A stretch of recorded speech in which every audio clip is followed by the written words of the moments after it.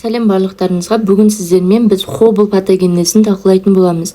Біріншіден, негізі хоббл қандай жағдайда пайда болады? Ол екі жағдайда, яғни генетикалық бейімділік кезде, альфа-1 аты жеткіліксіздігі кезінде және сыртқы факторлар, яғни ұзақ уақыт темекі шегу, инфекция, лас ауа және тағы да басқа осындай сыртқы факторлардың әсерінен пайда болады.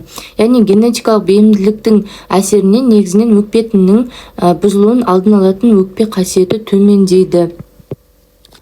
Және екінші нәрсе ол сыртқы факторлар, яғни темекі шегу деген секілді ұзақ уақыт бойы темекі шегетін адамдар, инфекциямен ауыратын адамдар, олардың барлығы бос радикалдардың өкпеде жиналып қалуына алып келеді. Және екінші нәрсе антипротеазаның инактивациясына алып келеді.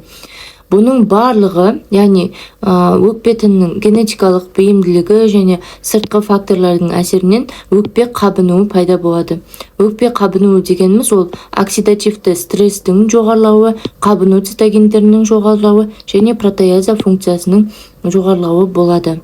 Бұл жерде негізінен созылмалы қабыну жүйелі болғандықтан бізде бронх ағашы да өкпе паренхимасы да екеуі де деструкцияға ұшырайды, яғни зақымдалады. Яғни бронх ағашының зақымдалуы ол бізде қабыну жасушаларының, әсіресе нейтрофильдердің инфильтрациясына алып келеді. Яғни мына жақта нейтрофилді көріп тұрсыздар, ол өзінің әсерінен ауа жолының фиброзы және тарылуына алып келеді.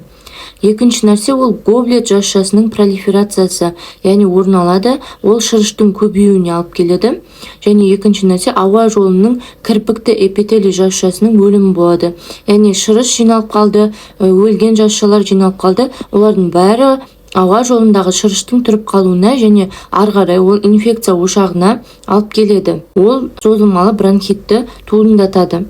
Яғни екінші процесс ол өкпе паренхимасының протеолиздік деструкциясы. Яғни протеолиздік деструкциясы кезде ауа жолының эластикалық төмендеуі және яғни шығару немесе бөлгіш қабілетінің төмендеуіне алып келеді. Яғни ауа жолының эластикалық төмендеуі өзінің әсерінен ауаның өкпе сыртында жиналып қалуына алып келеді. Себебі өзі қысылып жатыр, эластикалық төмендеп жатыр. Яғни екінші нәрсе ол ауа өтуге құрылымдық қолдаудың төмендеуі, яғни құрылымдық бағанағы стенкалары әлсіреп кеткен және сондықтан ауа жолының тарылуы және коллапсы орын алады. Бақша альвеолалардың кеңеюі орын алады. Ол бізде гиперқабынған өкпеге алып келеді, яғни қабыну өте күшейіп кетеді және булалар пайда болады. Ол оңай жарылатын ауа қапшықтары. Бұның барлығы, яғни осы үш процестің барлығы бізде өкпе эмфиземасына алып келеді. Өкпе эмфиземасы мен созылмалы бронхит негізінен өкпенің созылмалы обструкциялық ауруын туындатады.